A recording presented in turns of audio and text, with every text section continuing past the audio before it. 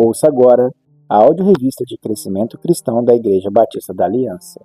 30 dias conhecendo o Deus desconhecido, Espírito Santo. Espírito Santo, o melhor coach familiar que existe.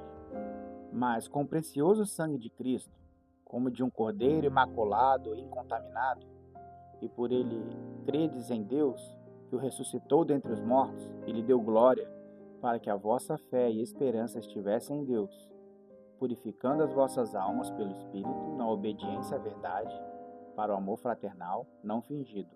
Amai-vos ardentemente uns aos outros com um coração puro. 1 Pedro, capítulo 1, versos 19, 21 e 22. Temos vivido em um tempo caracterizado pelo aparecimento de um profissional chamado coach, expressão americana que significa treinador e que inicialmente era utilizado nos esportes. Depois o termo foi utilizado no ramo empresarial e agora tem aparecido em diversos lugares, inclusive na área familiar. Deixando de lado uma eventual carga pejorativa, vamos ter em mente que o termo coach significa o profissional que ajuda uma pessoa por meio de orientação, conselhos e treinamento a atingir um objetivo pessoal ou profissional. A ruptura de valores tradicionais no último século e o apelo à atuação da mulher e do homem fora de casa tem gerado efeitos colaterais na família. Isso explica um pouco o crescimento da atuação de conselheiros e treinadores familiares, além do vertiginoso aumento da procura por terapias, tratamentos psicológicos e psiquiátricos. Além dos profissionais que se dizem treinados, isto é, experientes, surgem os conselheiros amadores, normalmente oferecendo os seus serviços nas plataformas digitais e nas redes sociais. São inúmeros livros, canais de vídeos e páginas com conselhos sobre educação dos filhos, relacionamento conjugal, estruturação familiar, etc. E em meio a tantas informações podem surgir dúvidas sobre o que fazer, o que não fazer e como fazer. É importante destacar que muitos profissionais que atuam junto a famílias, aconselhando e orientando, são comprometidos e preparados. Mas uma quantidade considerável de treinadores usa apenas o elevado número de seguidores para tentar validar a sua competência. A quem ouvir o que fazer. Conselhos bíblicos, por exemplo, não raras vezes são classificados como antiquados ou fundamentalistas. E muitos coaches familiares afirmam que as ordenanças divinas não são compatíveis com o avanço da sociedade.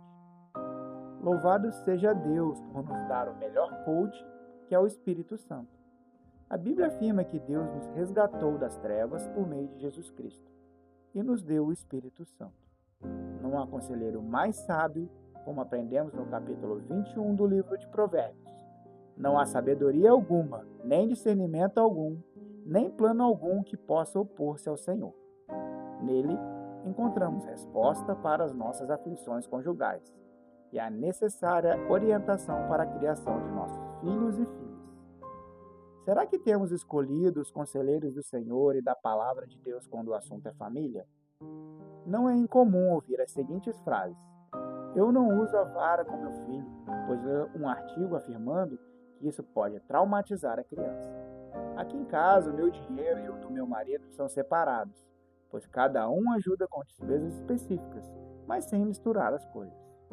Casamento com fidelidade cega não dá certo, pois é melhor que haja liberdade para viver projetos individualmente. Frases assim são repetidas por pessoas cuja natureza pecaminosa não pode ser a base para as nossas vidas. Quando damos importância a conselhos opostos às verdades bíblicas, perdemos o que há de mais precioso, que é a presença e o falar do Espírito de Deus. Será que temos arriscado perder as nossas famílias e o futuro eterno de nossos filhos apenas para sermos bem vistos pela sociedade e soarmos modernos e antenados? Em Pedro, capítulo 1, vemos que a nossa fé e esperança devem estar em Deus. Aprendemos ainda que quando obedecemos às orientações bíblicas, o Espírito Santo nos purifica e nos direciona ao próximo para amá-lo sinceramente e com intensidade. Importante perceber que, ao falar sobre o próximo, a Bíblia não se refere exclusivamente àquelas pessoas da igreja ou do trabalho, pois cada ordenança que nos leva a tratar com amor e respeito o outro ser humano deve se aplicar primeiramente à nossa família, os nossos próximos mais próximos. Quando somos instruídos a não responder com ira e a abandonar a gritaria de nossos lares, como em Efésios 4, 31 e 32, percebemos que o nosso culto Espírito Santo está nos ensinando a ter uma comunicação agradável e efetiva.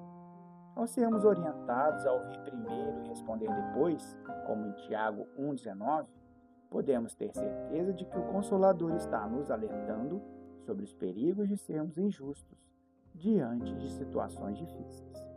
Esposas, do mesmo modo, mulheres, sujeitem-se aos seus maridos, a fim de que, se alguns deles não obedecem à palavra, sejam ganhos sem palavras, pelo procedimento de sua mulher, observando a conduta honesta e respeitosa de vocês. 1 Pedro 3, 1 e 2.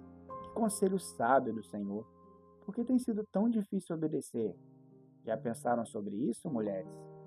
Maridos, do mesmo modo vocês, maridos, sejam sábios no convívio com suas mulheres e tratem-nas com honra como parte mais frágil, co-herdeiras do dom da graça da vida, de forma que não sejam interrompidas as suas orações.